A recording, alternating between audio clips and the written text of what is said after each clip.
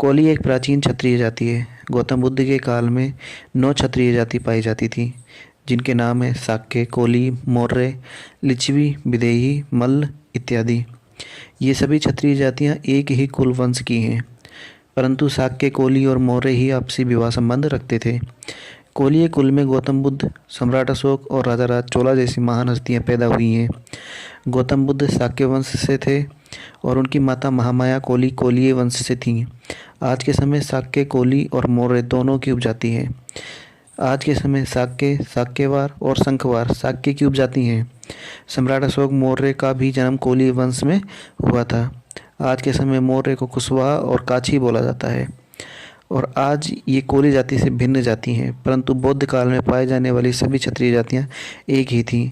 सम्राट अशोक मौर्य की पत्नी महादेवी शाक्य कुल में जन्मी थी और शाक्य और कोलियों में आपसी विवाह संबंध होता था, अर्थात हम कह सकते हैं कि शाक्य, कोली और मौर्य एक ही कुल वंश से थे। इसके बाद महाभारत और रामायण जैसे प्राचीन ग्रंथ में भी कोलियों को क्षत्रिय कहा गया है। महाभारत में शक, कोली, यवन, कंबोजा, चोला इत्यादि क्षत्रिय जाति पर राजा सगर ने हमला कर दिया था, जिसके बाद निम्न क्षत्रिय जातियों ने गुरु वशिष्ठ की शरण ली थी। गुरु वशिष्ठ ने सगर को रोकते हुए कहा कि तू इनका पीछा मत कर, मैंने तेरी आज्ञा का पालन करते हुए निम्न क्षत्रिय जातियों को क्षत्रिय शाखा से अलग कर दिया है। अर्थात कोली को क्षत्रिय तो कहा गया था, परंतु क्षत्रिय शाखा से अलग भी कर दिया गया था। इसमें वर्णित शक अर्थात शाक्य, कोली, चोला और कंबोजा एक ही जाति की शाखाएं हैं। रामायण में कोलियों को कोल विध्वंसी क्षत्रिय भी बोला गया है। इसके बाद बात करते हैं चोला वंश की। भारत का दूसरा सबसे बड़ा राजवंश चोला राजवंश है। आज के समय मुथलियार कोली जाति जो तमिलनाडु में निवास करती है, प्राचीन चोला जाति है, जिसका प्रमाण कल्लामुल्ला इंस्क्रिप्शन में भी मिलता है। कल्लामुल्ला इंस्क्रिप्शन में इरिकल मुथलियार को रेनाथी चोला बोला गया है। इस चोला वंश में सबसे महान सम्राट राजा राज चोला हुए हैं, जिन्होंने श्रीलंका, मलेशिया, इंडोनेशिया और ना जाने कितने ही देशों पर राज किया। इसके बाद करिकाला चोला और पेरम्बिडुगु मुथलियार जैसे महान सम्राट कोलीय कुल में जन्मे हैं। पेरम्बिडुगु मुथलियार ने 11 राजाओं को एक साथ हराया था। दोस्तों, चोला से ही गंगा राजवंश की उत्पत्ति हुई है। जब चोला राजाओं ने उड़ीसा के क्षेत्र और उत्तर के क्षेत्र पर कब्जा किया था, तो उन्होंने गंगा चोला जैसे सरनेम की उपाधि ग्रहण की थी। दोस्तों, गंगा राजवंश 2 जगह हुए थे, एक पश्चिम में और एक दक्षिण में। तो गंगा राजवंश जो कर्नाटक और उड़ीसा के क्षेत्र पर उन्होंने कब्जा किया था, वर्तमान समय में कोली समाज की जो गंगापुत्र बिष्टा जाति है वह इनकी वंशज है। अब हम कर्नाटक के कोली राजवंशों का जिक्र करेंगे। इसमें सबसे पहले बदियार अरसू जाति आती है। इनका राजवंश आज भी मौजूद है। यदुवीर कृष्ण तथा क्षमा राजा बदियार वर्तमान में इस राजवंश के राजा हैं। ये मैसूर के राजा हैं। अरसू बदियार जाति बेदार नायका की ही उपजाति है। वर्तमान में बदियार ओबीसी में और बेदार नायका एसटी में आते हैं। बेदार नायका वंश में सबसे महान शासक मदकरी नायका हुए हैं। इसके बाद तीसरी जाति गंगापुत्र कोली है। इन्हें बिष्टा भी बोला जाता है। ये कर्नाटक के गंगा वंश के वंशज हैं और ये चोल कोलियों की उपजाति है। इसके अलावा कर्नाटक में मोगावीरा और तलवार जाति भी कोली की उपजाति है। मोगावीरा जाति ने पुर्तगालियों से युद्ध लड़ा था और उन्हें हराया था। इसके अलावा कृष्ण देवराय भी बेदार नायका कोली वंश में ही जन्मे हैं। अब हम बात करेंगे महाराष्ट्र के कोलियों की। इसमें सबसे पहला नाम आता है महादेव कोलियों का। महाराष्ट्र का प्राचीन राजवंश जवाहर रियासत महादेव कोलियों की रियासत है। इस राजवंश ने 600 वर्षों तक जवाहर रियासत पर शासन किया। इसके अलावा कोंढाना किला पर राजा नागनायक कोली का शासन था, जिस पर बाद में मुस्लिम आक्रांताओं ने कब्जा कर लिया। बाद में कोली कुल में ही जन्मे तानाजी मालुसरे ने इस किले को मुस्लिम शासकों से आज़ाद कराया। इसके बाद में बात करते हैं महाराष्ट्र के आंग्री कोलियों की। मुंबई में सबसे ज़्यादा आंग्री कोली लोग ही रहते हैं। आंग्री कोलियों की कुल देवी मुंबा के नाम पर ही मुंबई का नाम पड़ा है।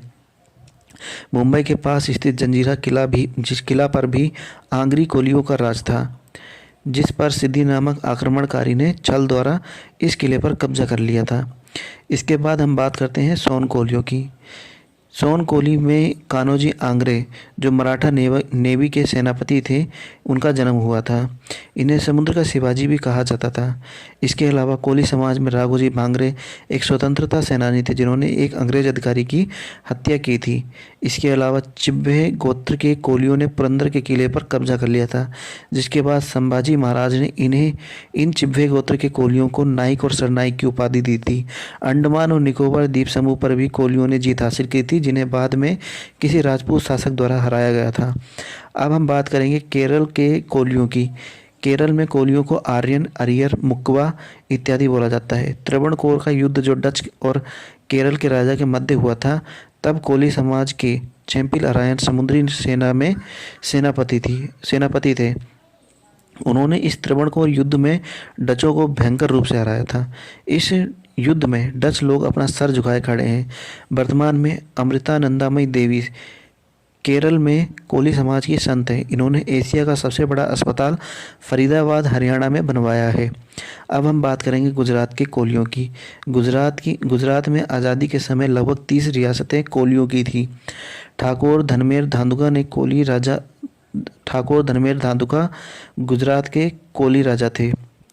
इन्हें धांधल जी खाट भी कहते थे। ये कोली राजा ठाकुर सोनंगमेर के दूसरे नंबर के बेटे थे। ठाकुर सोनंगमेर सिंध से गुजरात आए थे और वो ही खाट राजवंश के संस्थापक थे। ठाकुर धनमेर ने इभल वालो नाम के राजपूत राजा को मारा था, क्योंकि इभल वालों ने पंडितों का जीना हराम कर दिया था। इभल वालों ने पंडितों को मारना शुरू कर दिया था, जिसके कारण पंडितों ने इभल वाला के राज्य को छोड़ दिया था और अपनी जान बचाने के लिए ठाकुर के राज्य में चले गए थे।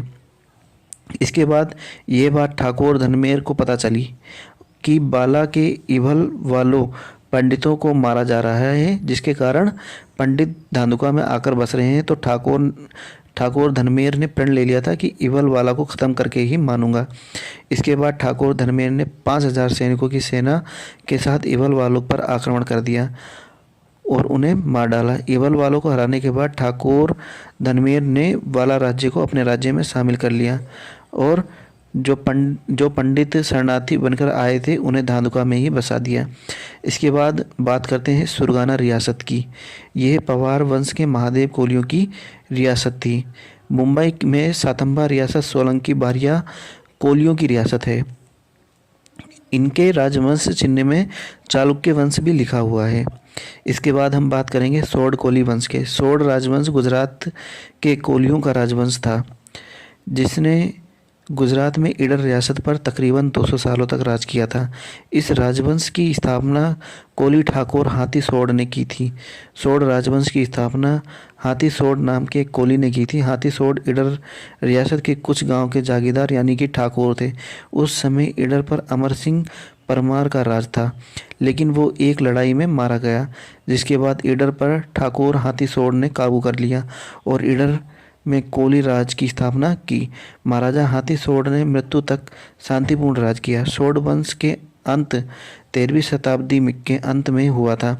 उस समय ईडर पर कोली महाराजा सावलिया सोड का राज था। महाराजा सावलिया सोड ने एक नागर ब्राह्मण को अपनी रियासत की सेनापति बना दिया था, जो सोड राजवंश का अंत चाहता था। सेनापति राठौर राजपूत के साथ मिल गया था और महाराज सावलिया सोड के खिलाफ षड्यंत्र रचने लगा था, लेकिन राठौर राजपूतों की हिम्मत नहीं हुई थी। लेकिन सेनापति चुप नहीं बैठा और कुछ समय पश्चात सेनापति ने योजना बनाई और वो महाराजा सावलिया सोड के घर दावत पर बुलाया था और फिर राठौर राजपूत चुपके से आक्रमण कर देंगे। वह सब कुछ योजना अनुसार हुआ, लेकिन फिर भी राजपूतों की हिम्मत नहीं हुई कि नागर ब्राह्मण ने महाराजा सावलिया सोड और उनके साथियों को शराब पिलाई और जश्न बनाया था। तब महाराज और उनके साथी जब नशे में चूर हो गए थे, तब राजपूतों ने सावलिया सोड पर हमला कर दिया था, जिसके बाद इस सोड राजवंश का अंत हो गया था। सोमनाथ मंदिर की रक्षा बेगड़ा जी भील ने की थी। ये भी कोली महाराजा थे और ये तलपड़ा कोली जाति से आते थे। इसके बाद हम बात करेंगे रामनगर के राजा सोमशाह कोली की। ये पुर्तगालियों से कर वसूलते थे। मराठों के साथ हुए युद्ध में ये हार गए थे। इसके बाद बात करते हैं चुवालिया कोलियों की। ये ठाकुर भी बोले जाते हैं और गुजरात के 44 रियासतों पर ठाकुर कोलियों का राज था, इसलिए इन्हें चुवालिया बोला गया। अब हम बात करेंगे पाकिस्तान के कोलियों की। आज़ादी की लड़ाई में रूपल कोली का बहुत बड़ा योगदान है। पाकिस्तान के सिंध प्रांत से ये थे। इन्होंने 10,000 कोली और राजपूत की सेना बनाई थी और अंग्रेज़ों की सेना को 3 बार हराया था। वर्तमान समय में कृष्णा कोली पाकिस्तान में संसद सदस्य हैं। अब हम बात करेंगे राजस्थान के कोलियों की। राजस्थान में कोलियों को महावर और माहौर बोला जाता है। ये राजा महावर देव के वंशज हैं। इसके अलावा राजस्थान में साक्य और साक्यवाल भी पाए जाते हैं, जो गौतम बुद्ध के वंशज हैं। मध्य प्रदेश में भी महावर, माहौर, साक्य, साक्यवार और शंखवार की संख्या आधिक्य में है।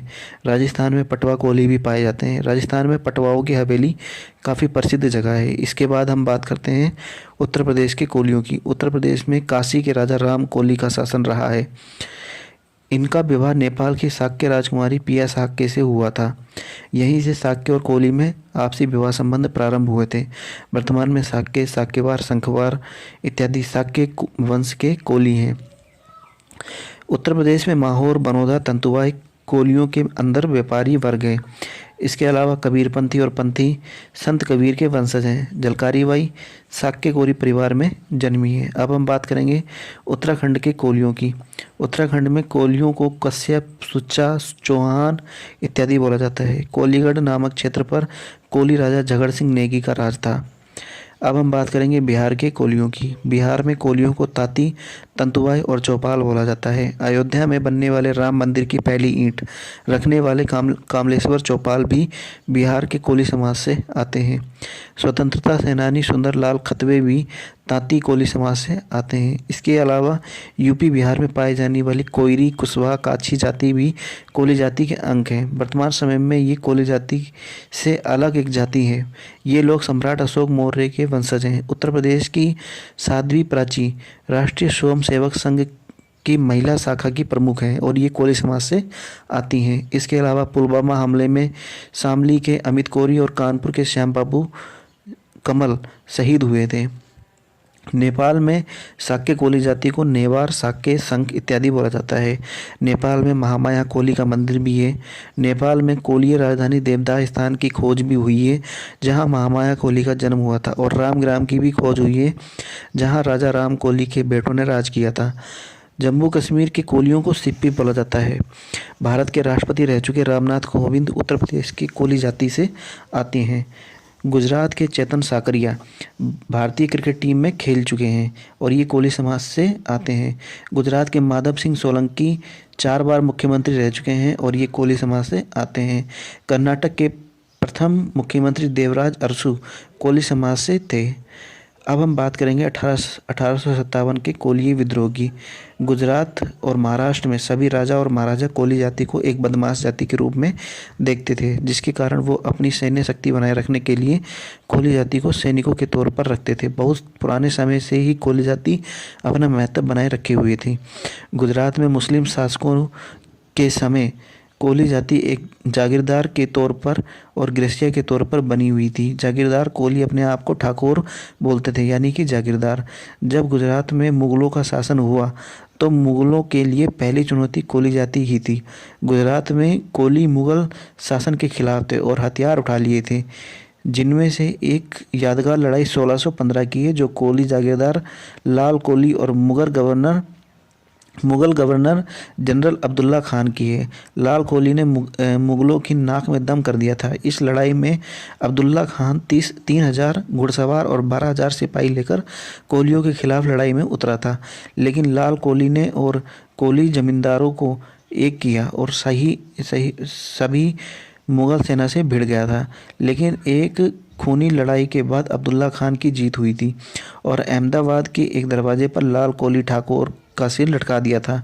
लेकिन इस घटना से गुजरात की कोली जाति का निडर होना दिखाई पड़ता है। लेखिका सुचित्रा सेठ के अनुसार जब औरंगजेब ने गुजरात पर शासन किया तब कोली जाति ने ही हथियार उठा लिए थे। औरंगजेब के राज्य में कोली जाति के लोग मुस्लिम गांवों में लूटपाट किया करते थे और उनके जानवर और अन्य सामान को लूट लिया करते थे और खासकर शुक्रवार के दिन किया करते थे। लेकिन सुल्तान औरंगजेब कोली जाति को संभालने में नाकामयाब रहा। लेकिन इसलिए सुल्तान ने 1665 में एक फरमान जारी किया कि शुक्रवार के दिन कोई भी हिंदू और जैन पूरी रात अपनी दुकान खुली रखेंगे ताकि कोली जाति के लोगों का ध्यान उनको लूटने में चला जाए। लेकिन ये तरीका भी फैल गया। लेकिन इससे पता चलता है कि कोली जाति का उस समय क्या महत्व रहा था। इससे पहले 1664 में भी कोली जाति ने ऐसा ही किया था। कोली जाति हमेशा से ही विद्रोही स्वभाव की रही है। 1830 में कोली जागीरदारों ने उत्तर गुजरात में अंग्रेजी हुकूमत के खिलाफ हथियार उठाए थे। कोली जागीरदार को ठाकुर साहब के नाम से जाना जाता था। अम्बिलारा जागीर की कोली रानी ने अंग्रेजों से कई सालों तक कड़ी टक्कर ली थी। लेकिन कोली जागीरदार के विद्रोह को दबाने के लिए ग्वालियर रियासत और बड़ौदा रियासत के महाराजाओं ने अंग्रेज का पूरा साथ दिया था। लेकिन 1857 में फिर से कोली जाति के लोगों ने कोली जागीरदार के नेतृत्व में फिर से हथियार उठा लिए थे। दोस्तों, अब हम आपको कोली समाज की रियासतों के बारे में बताएंगे। गोल्डन बुक ऑफ इंडिया के अनुसार गावट कोली प्रिंसली स्टेट था। इसके बाद हारोल प्रिंसली स्टेट था कोलियों की। इसके बाद हापा कोलियों की प्रिंसली स्टेट है और इसके बाद में जवाहर कोलियों की रियासत रही है। फिर लिजपुरा कोलियों की रियासत रही है। इसके बाद में Koli princely state of Ilol, ठीक है। इसके बाद में Koli princely state of Karauli. इसके बाद Koli princely state of Katosan, Koli princely state of Likhi, Koli princely state of Rampura, Koli princely state of Surgana, Koli princely state of सिवेदिंगर, Koli princely state of Derol, Koli princely state of Dedhorta, Koli princely state of Ambliara, Koli princely state of Dhawa, Koli princely state of पुनाद्रा रही है। जय कोली समाज। Video पसंद आए तो like करें, share करें, सब्सक्राइब करें। दोस्तों, इस वीडियो को बनाने में बहुत ज़्यादा मेहनत लगी है, इसलिए वीडियो को